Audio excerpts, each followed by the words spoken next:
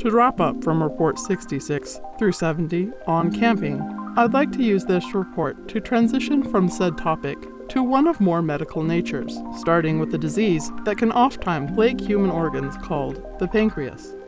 This all began, again, when human Whitney invited me to go camping with her friends, and family.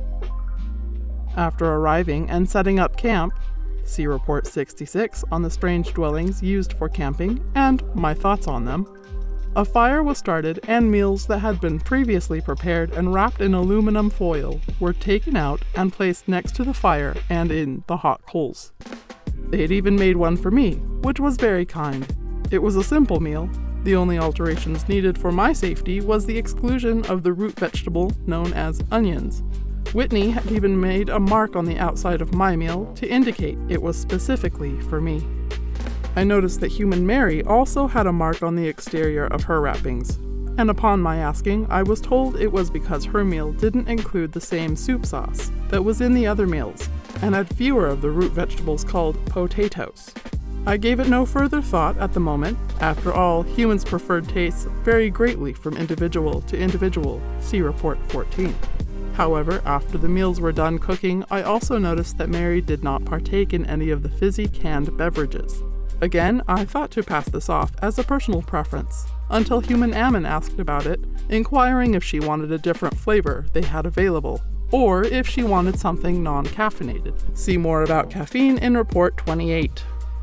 The talk around the campfire turned into a discussion on health and these sodas, especially after Mary stated that she doesn't usually drink them, and when she does, they're usually the diet varieties.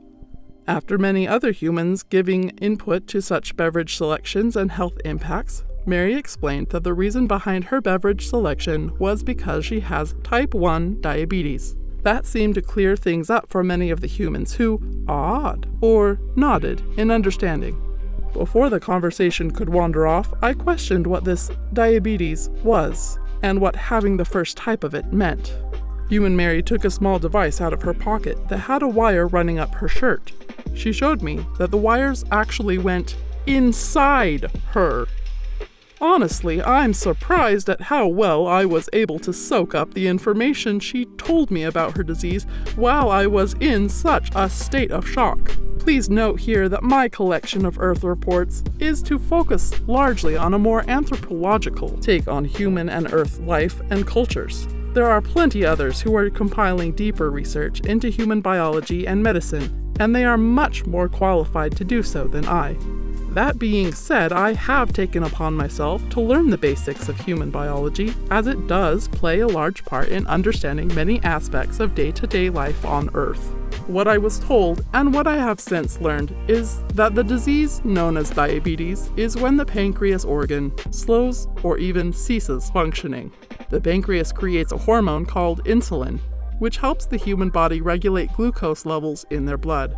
Without the hormone being created, those levels can fluctuate and must be manually regulated by the human in question, or through the use of devices like the one attached to Mary's body. Without the insulin pump, as it is called, her blood sugar could fluctuate dangerously and could kill her. With this new discovery as a catalyst, I now wish to focus the next section of my reports on human health and biology, as it reports to my own field of study. I have come across humans in the past who were missing limbs and had replaced them with outside tools and gadgets. It is also known that humans are capable of donating various organs, bodily fluids, and material post-mortem, as well as while still being alive. And, well, apparently, they can also replace body parts with machines that may or may not even have to be inside their bodies. Humans are weird, yes. Understanding them so as to better help the galaxy interact with them has been my goal with these reports. With this and upcoming reports, I would like to further add that humans are very tenacious. They will not allow themselves to be stopped in the progression of their lives, even if it is their own bodies that are trying to impede them. They find a way through or around their obstacles, adapting, tinkering, and doing their best to defy even death itself.